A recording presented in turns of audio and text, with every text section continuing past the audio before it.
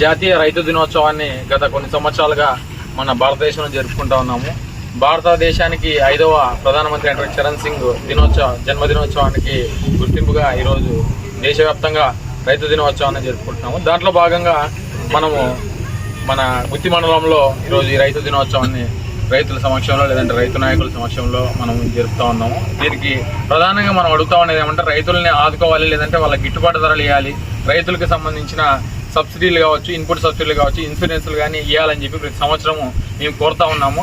ఎప్పట్లాగానే అనంతపురం జిల్లా ఈ సంవత్సరం కూడా అత్యల్ప వర్షపాతాలు నమోదవుతూ ఉన్నాయి. ఇప్పటికే కరువు మండలాలుగా ప్రకటించాలని చెప్పి అన్ని పార్టీలు అడుగుతూ ఉన్నాయి. దాంట్లో భాగంగా మన జిల్లాలో కేవలం 7 మండలాన్ని మాత్రమే కరువు మండలాలుగా ప్రకటించారు.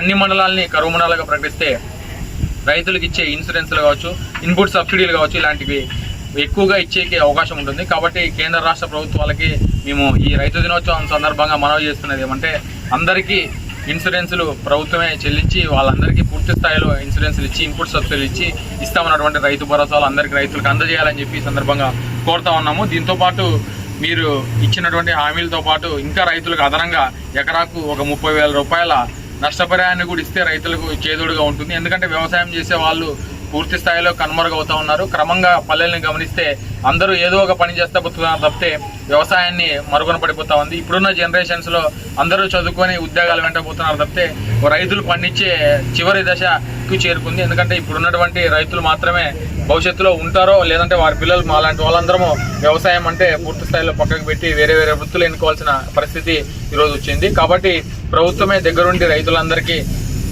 పింఛన్లు ఇచ్చి లేదంటే ఏదో ఒక ప్రోత్సాహకాలు పంచి పంటలకు గిట్టుబాటు ధరలు ఇచ్చి అభివృద్ధి చేయాల్సిన అవసరం ఈరోజు ప్రభుత్వాలపైన ఉన్నాయి. గత ప్రభుత్వంలో కావచ్చు అంటే వైఎస్ రాజశేఖర రెడ్డి గారు ముఖ్యమంత్రిగా ఉన్నప్పుడు రైతులకు ఉచిత విద్యుత్ ఇచ్చాడు. ఆ ఉచిత విద్యుత్ ఇప్పటికి దాదాపు చాలా రాష్ట్రాలు దాన్ని అనుసరించి ఉచిత విద్యుత్ రైతులకు ఈ రోజు కూడా కొనసాగుతూ ఉంది. దాంతోపాటు అప్పటికే రైతులు రుణమాఫీ ఇచ్చారు.